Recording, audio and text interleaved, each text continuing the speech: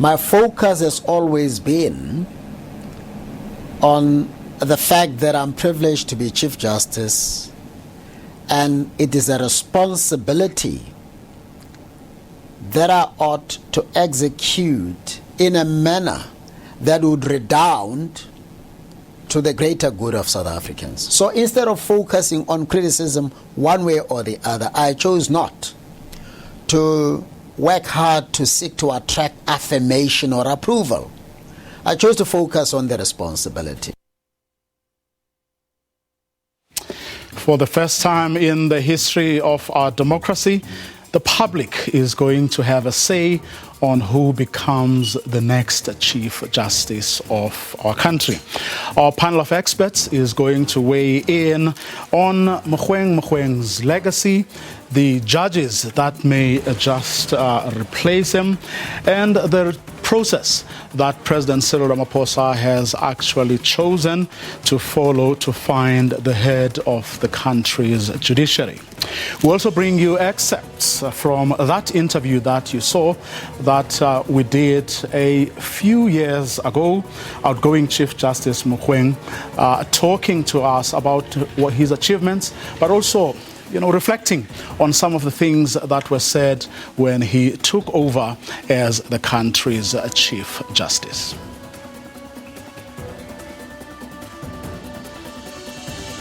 In Johannesburg, ANC lost power in Port Elizabeth. ANC lost power in Ekurhuleni. ANC lost power in Pretoria, Tshwane. So, is the ANC a bunch of losers? Well, our interview for this evening is with the ANC's head of elections, Fikile Mbalula. That and more coming up in tonight's episode of The Watchdog.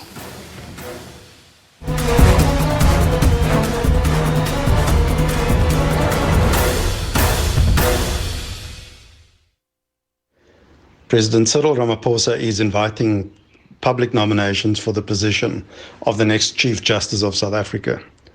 To promote transparency and encourage public participation, the President has decided that South Africans should take part in the choice of the next Chief Justice. The President says the Chief Justice occupies a vital position in our democratic constitutional order.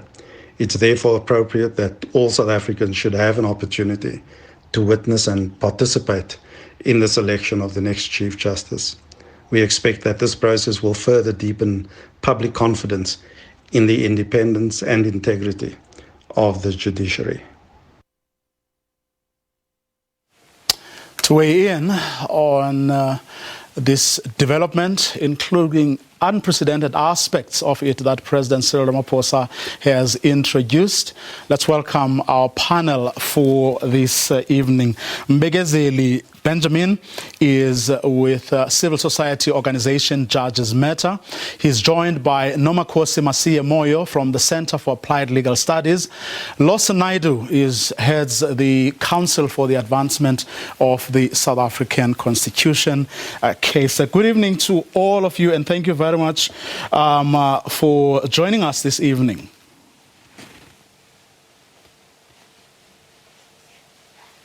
Good evening to you.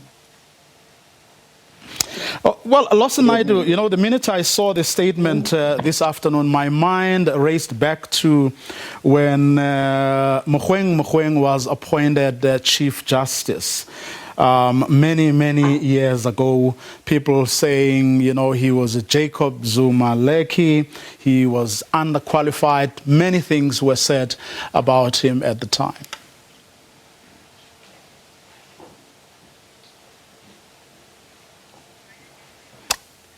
Hi, Lawson, can you hear me? Hi, Vuyo. Good evening. Thank you. Yes, well, I was saying, when I saw that statement from the presidency this afternoon, talking about what's going to happen, to the process that Cyril Ramaphosa has set in motion to replace Mogoeng, I couldn't help but think of, some of the things that were said about Mogoeng when, before he was actually appointed Chief Justice, that he was a Zumaleki, that he was underqualified compared to to the Deputy Chief Justice at the time, Dikgang Moseneke, and so on? Well, I think there's a fundamental difference between the process that was followed for Chief Justice Mokweng back in 2011 compared to the process that's being initiated now. And the criticism at the time, I think, was fundamentally, if you only have one candidate for a position, you are never going to be sure that that is the best candidate for the job. So what President Ramaphosa is initiating now is a process that will result in a shortlist of between 3 and 5 people that will be sifted through by this panel of experts that he's assembled. And they will canvass a broad range of candidates that will be nominated. So it's a much more open, transparent, and I would hope it will ultimately also be a rigorous process that produces the best candidate for the job. Mbegazeli Benjamin, just your thoughts. Could he, by introducing this aspect of getting the public involved, could President Ramaphosa be trying to, deal with, what happened back more than 10 years ago? Please unmute yourself. Sentiment. Okay, great. Okay, we can hear you now. Sorry. It's fine, we can hear you. Yes, I echo Lawson's sentiment that this process is quite different from the one from 2011, and it does look promising that it will deliver an outcome that's different, because I think the idea of having more than one candidate, and they've said that they want between 3 and 5, means that we can all observe the process, we can all participate in it and nominate people, and the people who are likely to come out of the process would have gone through a competitive process. We would be able to measure each candidate against the other and see who amongst them will be the best. As for whether it will be like the one in 2011, I think there will be fundamental differences. As already we've seen, that there is a panel of experts who will assess the initial list of nominees and then send it over to the JSC, where we hope the JSC will also follow a rigorous process, which will be guided by hopefully a written criteria. Let's talk a bit about that panel. The public has until the 1st of October to send nominations, following which this panel then will have to shortlist between 3 and 5 candidates, as you were saying, Mbegazeli. But the list of people to run with this process is in itself interesting, Lawson, isn't it? Well, indeed it is for you. But if we don't resist the temptation for the moment to focus on, not to focus on the individual names, but to look at the sectors that they come from. So we have the current and the former Minister of Justice. We have a former public protector. We have a legal academic. We have someone from civil society. And the panel will be chaired by a former judge, Judge Navi Pillay, who served both in the courts in South Africa and at the International Criminal Court in The Hague. Vastly experienced people on that panel. And so I think, the breadth of experience that is reflected on that panel is to be welcomed. And certainly we hope that, that panel will be able to apply their collective minds and produce a short list of people for the consideration of the president.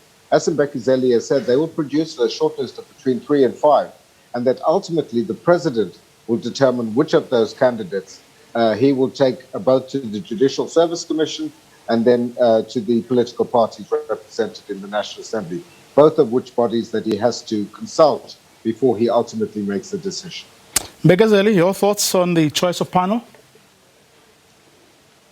Yeah, I was also excited to see the diversity of the panel in terms of people from the different sectors. Someone from civil society has been missing in the judicial appointment process. So it's encouraging to see someone like Steve Litsike, who has a breathtaking record in civil society at the National AIDS Council and in LGBTI issues. And we hope that she will bring that diversity of thought into this process. And the other important thing is that it not only, the panel itself doesn't comprise of only people trained in the law.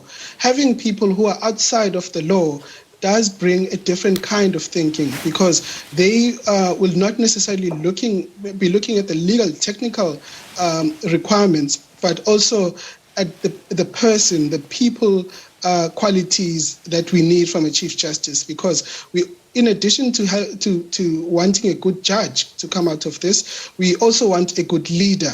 So we're hoping that the diversity of experience will deliver a better leader. Lawson, I don't know what usually goes on, behind the scenes when it comes to these processes, but apparently we usually get like intense lobbying by influential sections of society, and I'm reminded of this by what Mbegezeli just said. Happy that there's going to be civil society and other voices as part of these processes. Don't the sort of those who carry a lot of power, and stature, sort of tend to run roughshod over the interests of those, who they don't see as necessarily being peers? Well, I think that that's a suspicion that may well have been there, Vuyo, and you correctly articulated it. But I think the fact that we're going to have a much more open and transparent process. We don't know how this panel is going to operate. They're going to receive nominations on the 4th of October and have to give their preferred candidates to the president by the end of October. So they've got a very limited time in which to operate. But I think we can trust the integrity of the people who are serving on that panel.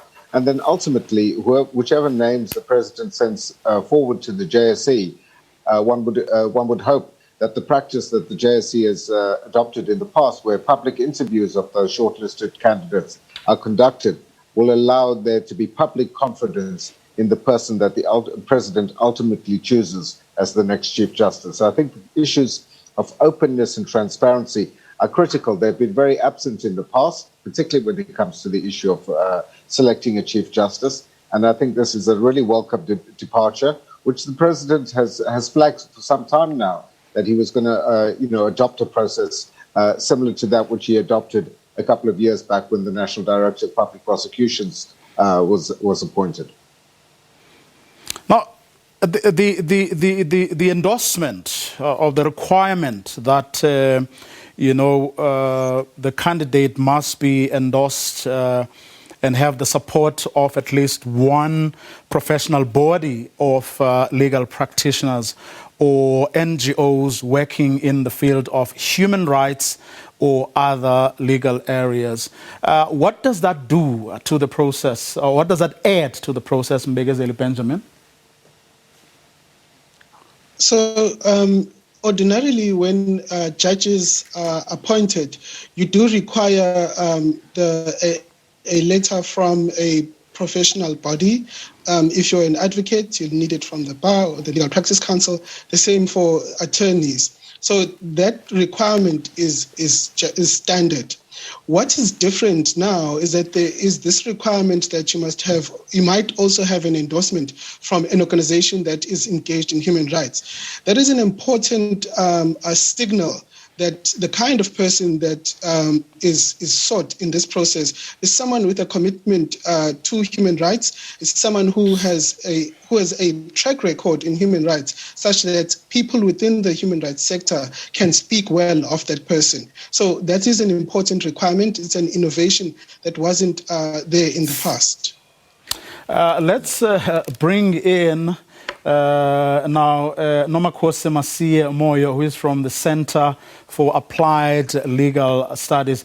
Nomakose, I want us to look at, the list of people who have, or some of the people, I should say, who have been touted as possible successors to Chief Justice Mogoeng. Deputy Chief Justice Raymond Zondo has to be one of the front runners. That, I suppose, goes without saying, isn't it? Thank you for having me this evening. Well, Section 174, subsection 1 of the Constitution basically stipulates what the characteristics of an appointed judicial officer should be, and that should be a fit and proper person. And further to that, there's also a requirement that before a judicial officer takes up their function as a judicial officer, they must take an undertaking or an oath or affirmation, basically upholding the principles of the Constitution and what is enumerated in it.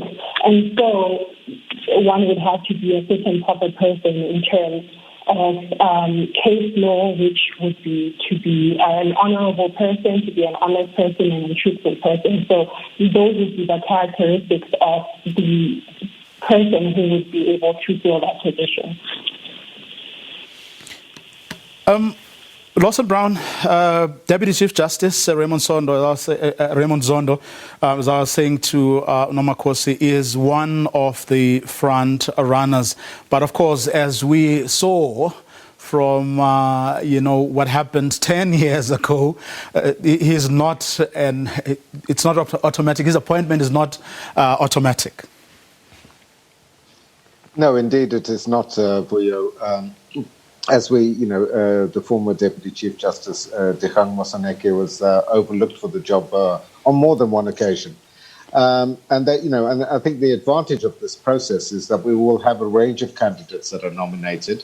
They will have to be shortlisted by the panel that we've just spoken about, and certainly the Deputy Chief Justice Raymond Zondo will be amongst those candidates. One would assume. That the panel will have to, whose name the panel will have to consider. But there are many, many other candidates. And, I think it must be emphasized that in appointing a Chief Justice, the President is not restricted to people who currently serve at the Constitutional Court. The net can be cast much wider than that, and the President is given a very broad discretion in terms of who he appoints as the Chief Justice. So this could bring into play a range of candidates from across the spectrum. And we'll get to a couple of them in a short while. But what I wanted to ask you, Mbegazeli, is whether perhaps the spotlight here that the Deputy Chief Justice was thrust in as chairperson of the state capture inquiry, will that necessarily put him in good stead? I'm not sure it will put him in good stead or not, but it will he's certainly one of the most recognized judges in South Africa. He's been on our television screens for almost 4 years now. So it would make sense that most people would recognize him. But like Lawson says, the president is not restricted in terms of the choices that he can choose from. And what we hope would happen is that there will be a clear criteria that is put forward of the kind of qualities that need to be considered when appointing the Chief Justice. And from those qualities, we look at who among the judges and lawyers, because the Chief Justice is not only restricted to judges, but who among the judges and lawyers in South Africa can fit those qualities of a good Chief Justice. We believe that's just the best way to go about this process. Nomakose, the names of Mandisa Maya, who is the first female president of the Supreme Court of Appeal, and that of Dunstan Mlambo, who is the head of the Gauteng division of the High Court, have been touted.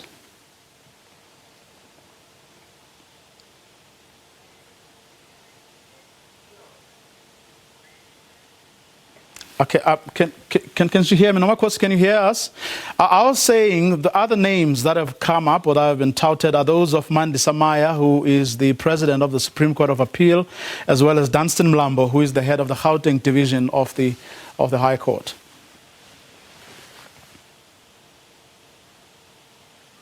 Okay, Lawson, you heard that. Just your thoughts, those names that have been touted.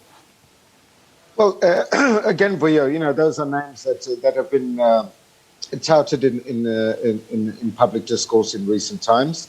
They're both candidates with a strong pedigree. Mandi Samaya is, the president, the first female president of the Supreme Court, has had to manage a rather busy court. The Supreme Court of Appeal is a very busy court, and so has Judge Dunstan Mlambo as the head of the Gauteng High Court in Pretoria, probably one of the busiest high courts in the country, that has had to deal with a range of very contentious and highly political cases in this recent era of lawfare that we've seen. So someone, again, who at an administrative level as well as a judge has proven himself of being capable of running a busy court. So those two candidates clearly would meet the minimum requirement, one would say, for serious consideration for appointment as a Chief Justice. Mbegazeli, at the end of the day, it is the president who will eventually have to decide, based, of course, on on the short list that he would have been given and what that panel would have said. But equally important is that he would have had to also consult with the Judicial Services Commission and the leaders of political parties represented in Parliament as required by the Constitution. Yes, he is required by law to consult those bodies and look, the process. The good thing about this process now is that he is now also consulting a fourth group of people, which is us as members of the public, who will put forward the names of the people that we think should be Chief Justice. So this kind of consultative, transparent, and participatory process is unprecedented, and it's good. It's a good example of how you inspire confidence in the judiciary, because not many people would care about not really care, but they wouldn't follow what happens in the judiciary closely. So this opportunity gives them a window of what is happening in the judiciary and who will lead. So it's a bit like idols, if you look at it. Lawson, I can't resist this. A week ago, I had an interview with the Correctional Services Commissioner, who told us that, the parole board told him what they told him, and then he went on to do what they didn't want him to do. I don't know if I'm comparing apples with apples here, but the president at the end of the day, the decision is his, isn't it? It is. And, the president, having embarked on this process, is going to have to be sure that the choice that he ultimately makes is one that has come through this process, which, as I said at the very beginning, will hopefully be a rigorous as well as a transparent process, because we've seen transparent processes in the past for public office which have not been rigorous and have not produced the right results. So one hopes that this time that's going to be different, and the president will need to justify his decision, I think, on the basis of the credentials of the candidate that he ultimately appoints, and to satisfy the people of South Africa that this is indeed the right person to do the job. This is an incredibly important position that is being filled, Vuyo. It is the head of one of the three arms of the state, alongside the executive and parliament. So this is not just another public office, but it is a very important one that's really charged with ensuring that the rule of law is upheld and respected in the country, that the Judicial Service Commission, of which the Chief Justice presides, carries out its duties properly, that the office of the Chief Justice, which is now established as a government department effectively, that has a responsibility for all of the higher courts in the country, function effectively. So it's a wide-ranging job. It's not just sitting in the Constitutional Court as the head of that court, but a range of other responsibilities. So we're really looking for a multi-skilled lawyer, a multi-skilled judge with a sound track record as a judge in terms of his or her jurisprudence. And the focus on human rights in the advert is to be welcomed, as Mbekizeli has pointed out.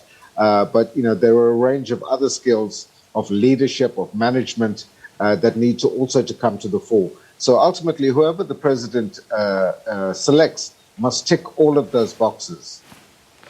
And that's where we're going to leave it. Special thanks to both of you, Lawson Naidu and Mbegezeli Benjamin. Unfortunately, we couldn't get a stable line to Nomakosi Masiye Moyo. Now, 5 years ago, halfway through his term, I got an opportunity to sit down with outgoing Chief Justice Mogoeng to take stock of his achievements at the time. I also got to ask him about how he felt about taking the top job years earlier, reflect on the criticism that had been leveled at him, some of which we spoke about with our guest just now, and being labeled a Zuma Lekki. I also asked him about how he managed relations between himself and his then deputy, Dikgang Moseneke, whom many said at the time was a better candidate. Here's how that interview went in part. Well, I think in the first place that there were different kinds of critics.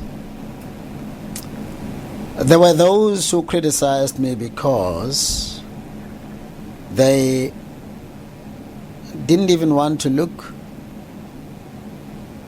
at my track record and reflect on whether there was any possibility of anything meaningful ever coming out of me. They were not going to listen to anything. And that is the group that is unlikely to ever change their viewpoint about me. For them, I'll forever be a Lekki. I'll forever be an incompetent person no matter what I do.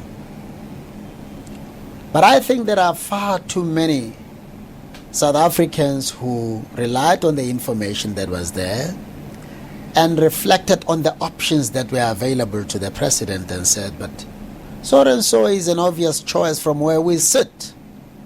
And justifiably so. I think they've been monitoring me quite closely, and quite a huge number of them have come out in the open and said, we were wrong. Well, that's what I want to ask, because this man is not who we thought he was. One stands out for me, over the past few days, following, obviously, your delivery of the Nkandla judgment. A lot of people sing your praises, but I was particularly drawn to a headline that read, "In prejudging Mogoeng, we misjudged." I've seen a number of those, and officials in my office have sent me tweets even of people who had no doubt in their mind that I was just this incompetent Lekki, graciously saying we were mistaken, this man is not who we thought he was. But the truth be told, I never sought to convince anybody otherwise. My focus has always been on the fact that I'm privileged to be Chief Justice, and it is a responsibility that I ought to execute in a manner that would redound to the greater good of South Africans. So instead of focusing on criticism one way or the other, I chose not to work hard to seek to attract affirmation or approval. I chose to focus on the responsibility. But were you aggrieved that some of them were not even prepared to give you a chance? No. I understood, I empathized, and I forgave. People say people must apologize. I don't need that, because I forgive people in advance. I was telling an official in my office a few minutes ago, I said, look, for the mistakes for the wrongs that you will do in 3 years to come, you're already forgiven. Because I've realized this thing of getting worried about what people say, this thing of hating people because they criticize you in the most severe way, if you embrace it and harbor grudges, you're actually empowering your detractors to determine whether you're going to be happy, whether you're going to have peace or not. Because we can be as happy as we are with one another, Mr. Mvogo. If there is anybody you hate, that smile will disappear instantly. That's the power that you have given that person to determine when you'll be happy and when you'll be unhappy. So I don't do that. I focus on what I need to do. I respect the fact that people are entitled to their opinions. They don't owe me anything. Did you have any relationship with the president at the time? I met the president once before I met him for the second time at the time when he nominated me. It was, I think, June or July 2008. And I reiterate the story. A young man who had been my friend for years from my days as a student at the University of Natal invited me to his house in a village known as Lomanyaning in Mahike because he was the president's friend. He said, this man is coming. I need company. I don't think I can host him all by myself. I reflected on it. You won't believe this. I even asked my pastor that we pray about it. I said, I don't want to go into this thing. I don't want any controversy. Is this what I should go to? And eventually I had absolute peace about it. I met the president for the first time then. He was not yet the president of the country, but the president of the ANC. We had a wonderful discussion. What did you talk about? We talked about how delicious goat meat is. He explained to us why. I remember that young man had provided red wine to be taken with meals. He just looked at it. Instead of saying, I don't drink alcohol, he said, you know, when I was 14 years old, that was the president, I saw a man I respected the most, a teacher on a Sunday, on a hill at a downward slope, rolling like this, wearing a white shirt. And I realized that he was rolling because he was under the influence of liquor. Secondly, I went to Umlazi and saw somebody kill another with a knife because they were both under the influence of liquor. He said, I made a vow, I will not drink liquor. So we talked about liquor and its impact on people's life. I don't remember what else we talked about. But general conversation of people who have never seen each other before. And that was the last time you spoke to him? That was the last time I spoke. There was a particular line that was sought to be taught, a particular line that was sought to be perpetuated, just to cement that. You know, when the story was being made out that I wanted to evangelize in the judges, that I had forced judges to attend, I think it was not Miles Monroe, John Maxwell's conference, which was not even attended by a single judge, by the way. The heads of courts themselves convened a meeting and issued a statement to say the Chief Justice could not have and did not force us to attend any meeting. That's why we did not attend. What did the media say? Said he did. They are just covering up. So that is the stereotyping of the time. And I understand. Well, a lot was also said at the time about your relationship with your deputy. Yes. That there were tensions between the two of you. Yes. Well, I think it is fair to say, like any other person, he was disappointed. You and I would have been disappointed had we been in his position. But he and I connected with this one key reality, and that is we are at the helm of the judiciary of South Africa not to serve ourselves, but to serve the nation. He and I arrived at the conclusion that it's important that we bury our differences and focus on what matters the most for the nation of South Africa. As mature adults and as leaders, we've been able to prioritize what needs to be prioritized, and we have built a friendly relationship. By the way, not just with him, but with all my colleagues at the Constitutional Court and all my colleagues around the country. It doesn't take much effort to realize that judges now support me, the magistrates now support and recognize me as their leader. After the break, face-to-face with the ANC's head of elections, Fikile Mbalula.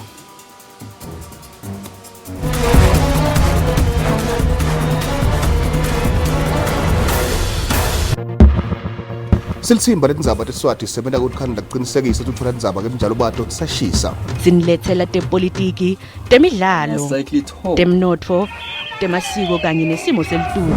Siphindze sitfole netati kusihlathiyela tindzaba telilanga letihamba empilini. Njalo ngalesibili nangalesine nga 5:30 ku SABC 1. Bese siyana inkundla labalimi bethu besindebele ngabonesihlanu. Njengengcenye SABC News sitimele futhi asithathe ihlangothi. The situation in Afghanistan, where, of course, helicopters have been seen flying over the Afghan capital of Kabul as countries rush to evacuate their citizens following the Taliban takeover of the country. Several people have been killed. This is a muddled political mess. The Roman Empire failed in Afghanistan. The great Alexander once said, "Lord, help us, the teeth of the tiger and the vengeance of the Afghan." The Soviet Union tried in the 80s and they failed also. America is following on those footsteps. There are over 18 million Afghans in need of humanitarian aid. That is essentially half of the country already. Do more to protect civilians. I remind all parties of their legal and moral obligation to take all measures to protect civilians. Directing attacks against civilians is a serious violation of international humanitarian law and amounts to a war crime.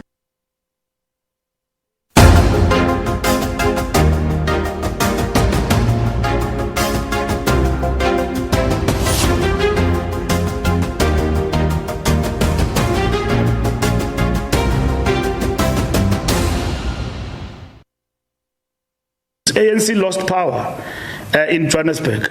ANC lost power in Port Elizabeth. ANC lost power in Ekurhuleni. ANC lost power in Pretoria, Tshwane. And we still relate with the ANC as though we are in power. We are not in power in Cape Town, where you find all these challenges. I see some people saying whatever that they say, that where they govern, they do better. But all these challenges are there. So local government is not a child's play. And then I don't know those who have never governed, what will they say when they get into power? So, Fikile Mbalula, ANC lost in Tshwane, ANC lost in Johannesburg, ANC lost in Nelson Mandela Bay. You are a bunch of losers, aren't you? No, a bunch of loser term is used for those who are repetitive losers. So it only happened in the last election. So we hope to redeem ourselves. So we've been on the recovery road and dealing with all sorts of challenges. And we are on that journey of recovery still today. What makes you think things are going to be different this time around? What have you done? What have you put into it? Well, we will not claim what does not belong to us. That statement that we were not in power, we lost, means that we have been working in the opposition, but also we have been in the coalition. And we have seen what the coalition have done. Coalitions have not delivered for our people, but it is the people's choice They gave us the coalitions and we respected that. That is why we work for decisive victory. And we want to achieve that within these 6 weeks to come in all the metros and even beyond that. But I mean, conventional, remember you lost something you had, right? Now, conventional wisdom is that it's more difficult to regain something you have lost than to retain or build upon something you had previously. Well, Vuyo, it depends on the work that we have been doing, which does not start now. People have been there and have seen for themselves what has happened in this metros degeneration and from where we were as the ANC. So they've seen that what these coalitions have actually done, and those who have been governing in these cities. So we are not going to be opportunistic. We simply go in to turn the page and say, we were here, we would like to continue from where we were. You have seen what these coalitions have actually resulted in. So coalitions don't work, but it's the choice of the people. So from the work that we've been doing as an opposition in those municipalities, we hope to redeem ourselves. But you can't wash your hands off what you are saying or what you are describing as things that are happening in these municipalities, because you are only referring to, the past 5 years. Remember, you were there before and you lost on the basis that people thought you were not doing what they had sent you or what they wanted you to do. So to some extent, to a very large extent actually, you should also take responsibility for the mess and chaos we're seeing in many municipalities. You can't blame us for the chaos that has happened in Tshwane in the past 5 years. Changing of mayors, instability in the council, lack of service delivery and cohesion. And that is why they claim things that they have not done. Where government have intervened, national government, and delivered jobs for people in Tshwane, they claim them. Go and ask, what has the DA government done there?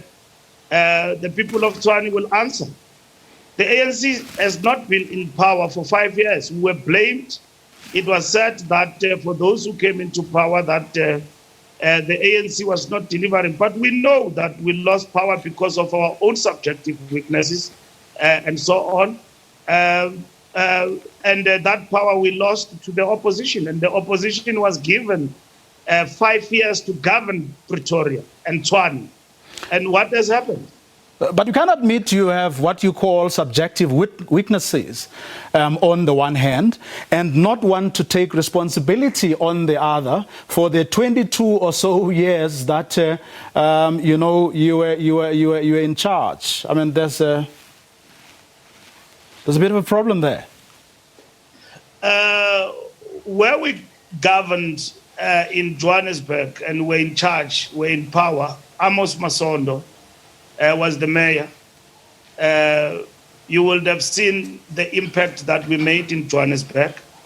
Good governance and a good surplus turnover and growth in terms of the economy, less interruptions and so on, and less ungovernability. What has happened in Johannesburg under the DA and where it governed and so on. So what has happened in Kabega under the DA government? What has happened there? What has happened in Eguruleni under the ANC government? Compare apples to apples. Look at Eguruleni and look at Cape Town. And look at what we have achieved in Eguruleni. And we have made strides in Eguruleni as a metro. So we are saying that it is important to note that the ANC was not in power, and the ANC is asking the people of these cities and South Africans to come with us as we reclaim the lost ground in those cities. But, I mean, people's perceptions, of politicians, political institutions, is probably at an all-time low. And I want to take you back to something that you said earlier during that media briefing where you are announcing your program for this election. Have a listen. I see Afrobarometer says corruption worsened in terms of perception of people.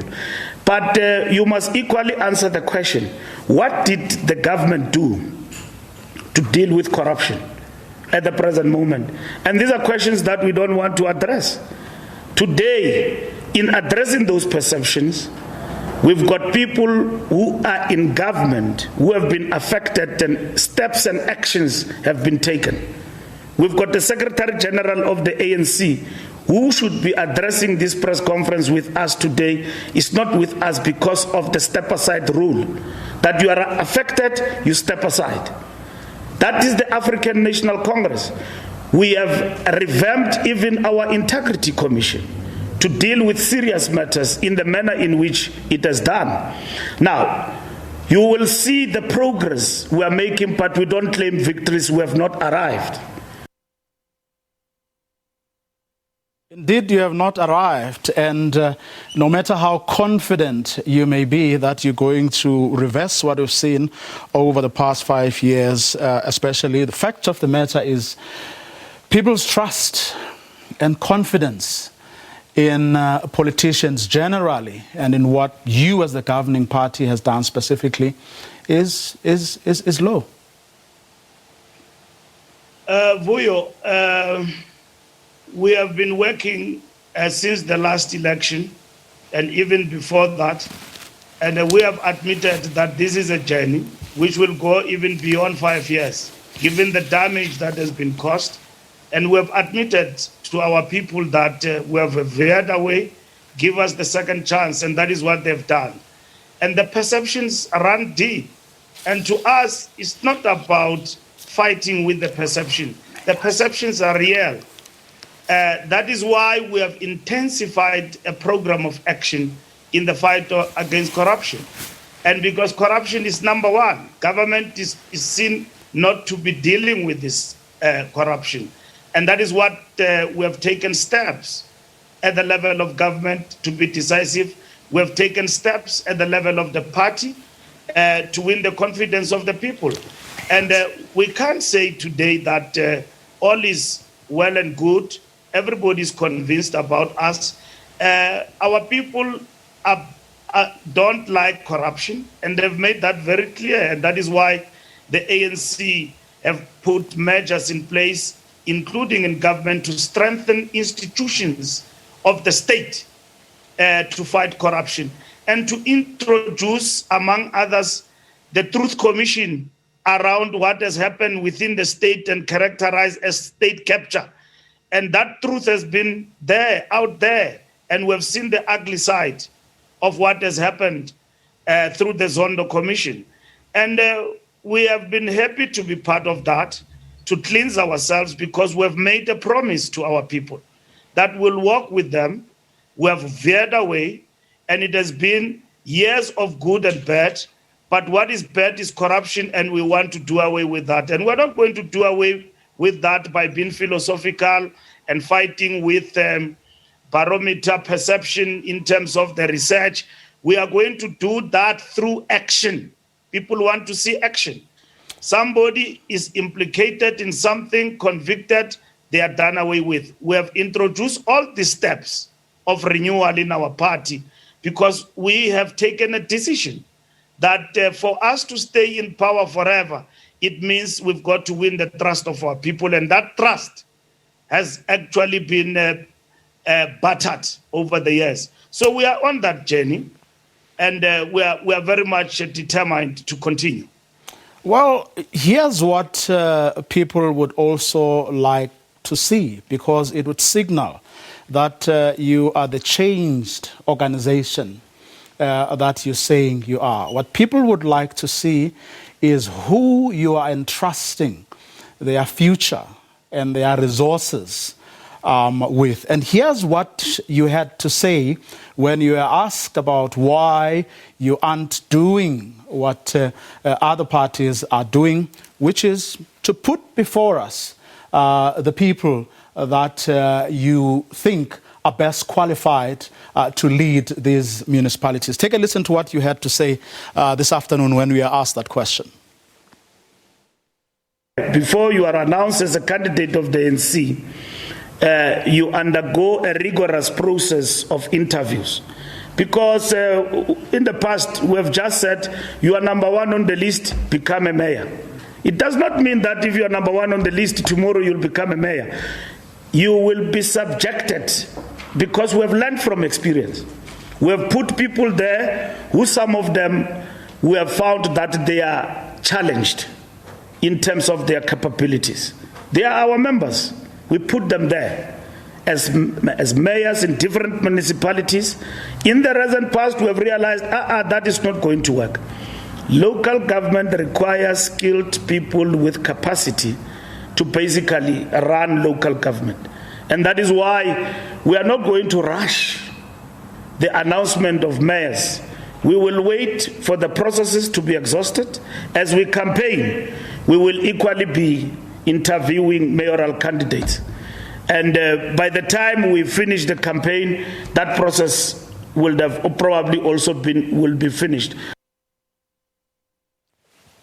I mean, given your own, acknowledgements, you do not be breaking with tradition, and then, put before the nation the people you are going to put in these positions of being mayor and so on, and then allow the people to, interrogate them, mingle with them, ask them questions, test them, so that by the time you get to that point, because by the time you know whether you are elected or not, there won't be a great deal of time, to then start a process of evaluating whether this one is better than this one and so on. Why don't you allow this process to the run-up to the election to actually test those people?